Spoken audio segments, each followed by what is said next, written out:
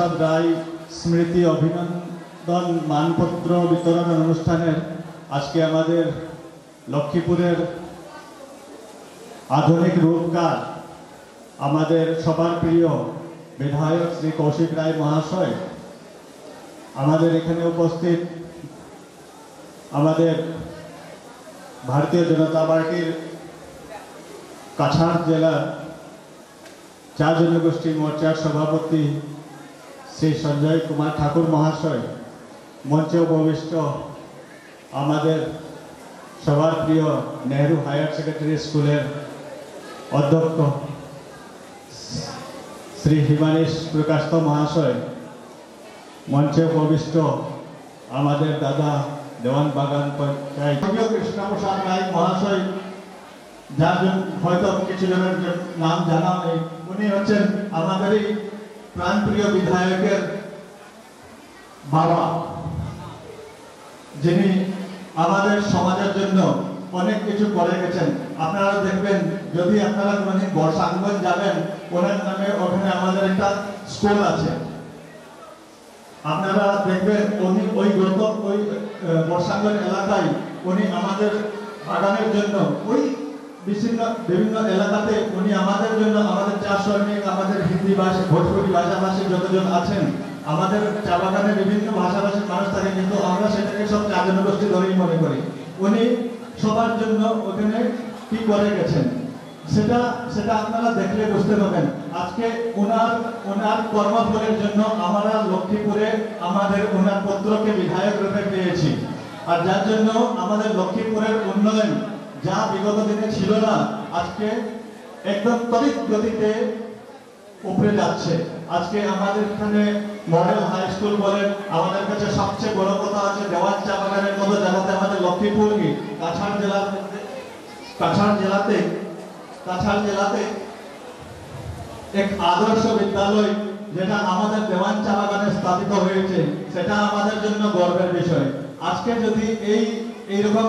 দুই চারটা স্কুল আমাদের বিভিন্ন চা বাগান এলাকায় স্থাপিত হয়, তাহলে আমরা ধরে নিতে লাগবে যে আমাদের 15-16 বছরের যে জার্নিটা, যে যাত্রাটা থাকবে, চা শ্রমিকের ছেলেমেয়েরা অনেক উপরে পৌঁছে যাবে। আজ আপনাদের অনেকের মনে আছে যে আজকে থেকে 1 বছর প্রায় পূর্বে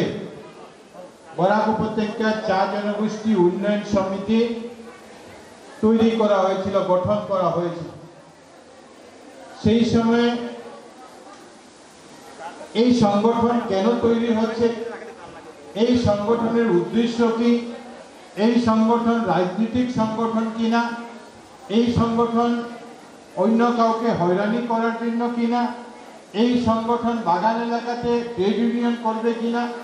এই সময় অনেকগুলি প্রশ্ন ছিল। কিন্তু সেদিনে যেদিন এই নাচঘরে যেদিন সভা অনুষ্ঠিত হয়েছিল, সেটা আলোচনা হয়েছিল এবং ঠিক হয়েছিল যে বরাক উপত্যকার চা উন্নয়ন, এই চা জনগোষ্ঠী উন্নয়ন সমিতি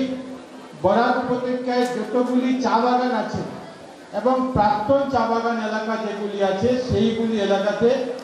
চা বাগানের শিক্ষার দিকে, সংস্কৃতির দিকে, ঐতিহ্যকে কিভাবে ধরে নিয়ে এগিয়ে যাওয়া যায় সেদিকে কাজ করবে। আর বিগত 1 বছরে বরাক উপত্যকা চা জনগোষ্ঠী উন্নয়ন সমিতি সেই দিশাতে কাজ করে গেছে। একটা পুরোপুরি অরাজনৈতিক সামাজিক সংগঠন হিসাবে তারা নিজে এই 1 বছরে নিজে কাজ করে গিয়েছে। এবং এই জন্য আমি কমিটির প্রত্যেক কর্মকর্তাদেরকে, বিভিন্ন রাজনৈতিক দলের লোকরা এখানে আছে, শুধু বিজেপির লোকরা আছেন মানে বিজেপি কংগ্রেস থেকে শুরু করে বিভিন্ন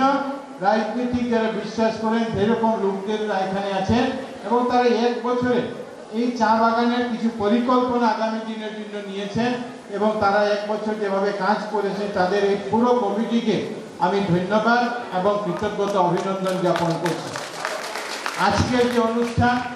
আমার সঙ্গে প্রায় 3 মাস আগে আলাপ কথা হয়েছিল যে চা বাগান এলাকাতে যারা ম্যাট্রিকে বা হায়ার সেকেন্ডারিতে ভালো ফলাফল করেছেন তাদেরকে আমরা সংবর্ধনা জানাবো। আমার যতটুকু মনে আছে 2বার ডেট ঠিক হয়েছিল, কিন্তু 2বার ডেট যখন ঠিক হয় তখন মে মাসে প্রথম ছিল, আর সেই মে মাসে প্রথম বন্যা আসে, সেজন্য সেটাকে পোস্টপোন করতে হয়। তার পরবর্তীতে যখন ডেট ঠিক হয় তখন আবার বন্যা। তারপরে আজকের এই দিন অনেক দেরিতে হলেও আজকের এই ডেট ঠিক করে আপনাদের সবাইকে এখানে আহ্বান করা হয়েছে। যে আহ্বানে যারা এখানে চা বাগান এলাকাতে যারা বিভিন্ন বিভাগে যারা উত্তীর্ণ হয়েছেন তাদের সবাইকে সংবর্ধনা জানানো হবে। তাদের সবাইকে মানপত্র বা যে ব্যবস্থা তাদের সংগঠনের তরফ থেকে করা হচ্ছে সেই ব্যবস্থায় তাদেরকে সম্মান জানানো হবে। সম্মান জানানোর কোনো মূল্য হয় না, যে সম্মানের কোনো মূল্য হয় না, যে টাকা পয়সা বিভিন্ন কিছু দিয়ে সেটা মূল্য হয় না। এই জন্য সম্মান জানানো হবে যাতে আগামী দিনের জন্য আপনারা নিজে আরও ভালো ফলাফল করে এনকারেজ হতে পারেন, বা আপনাদেরকে দেখে